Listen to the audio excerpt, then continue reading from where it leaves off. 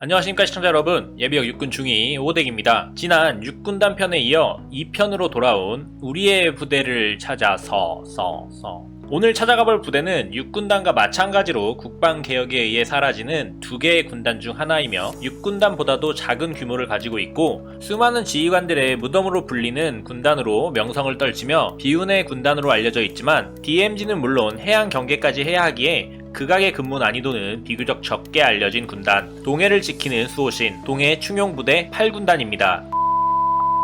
대한민국 영동지방에 주둔하며 충성을 다하며 날랜 기상을 가지고 있는 충용군단 8군단은 기존 동해 축선을 지키고 있던 7군단이 기동군단으로 편성됨에 따라 경기도 지역으로 이전하였고 이를 대신하기 위해 1987년 4월에 창설되었습니다. 행정구역상 동해안 최북단 지역의 북한과 DMZ를 맞대고 있는 고성군으로부터 속초, 양양, 강릉, 동해, 삼척까지 동해안선을 아우르고 있습니다. 8군단은 전방군단 중 가장 규모가 작은 군단으로 직할대의 규모가 타 군단에 비해 조금씩 작습니다. 대표적으로 군단마다 편성되어 있는 포병 여단의 경우 8군단은 여단이 아닌 단 규모의 부대로 편성이 되어 있습니다. 직할부대로는 본부근무대, 군사경찰대, 12포병단, 108정보통신단, 1170 야전공병단, 380 경비연대, 제8특공대대, 8화생방 중대, 148 정보대대, 518 방공대,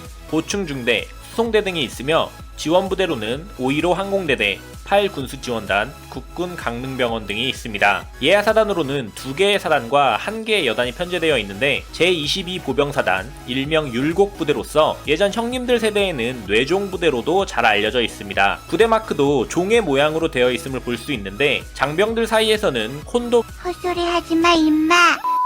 뇌종은 우레처럼 평화의 종을 울리자는 뜻이었으나 뇌종양이나 특정 담배가 떠오르는 등 안 좋은 어감으로 인하였는지 부대의 명칭을 바꾸었으며 율곡의 고향과 같은 영동지방에 자리 잡고 있고 결정적으로 율곡2의 이름과 동일한 발음의 사단번호가 율곡부대가 된 가장 주요한 이유라고 합니다. 서쪽 끝에 1사단과 함께 DMZ와 해안경계를 동시에 맡는 유일한 부대로 위도상으로는 대한민국의 최북단을 맡고 있으며 태백산맥으로 인한 영동지방의 특징적인 기후를 나타내고 있습니다. 바람이 굉장히 많이 불며 엄청난 폭설이 내리는 지방으로 해안까지 끼고 있어 경계 임무가 정말 극악의 난이도인데 이로 인한 이유인지는 모르겠으나 대한민국 대표적인 문제의 사단으로 육군단의 28사단과 쌍벽을 이루고 있으며 지휘관들의 무덤으로도 널리 알려져 있습니다. 하지만 전술상 절대 해체하거나 방치할 수 없는 위치의 부대로서 육군 차원의 이미지 쇄신과 부조리 척결에 있어 상당히 노력을 기울이고 있다고 알려져 있습니다. 다음으로 철벽부대 23사단으로서 기존 68 동원사단이 1996년 강릉 무장공리 침투 사건의 영향으로 해안경계에 대한 강화 목적으로 23사단으로 재창설되었습니다. 8군단과 함께 국방개혁으로 인하여 해체되는 부대인데 23사단이 맡고 있는 지역이 굉장히 중요한 이유가 있는데 바로 동해에 있는 해군 1함대가 있기 때문입니다. 또한 굉장히 긴 해안선을 경계하고 있기 때문인데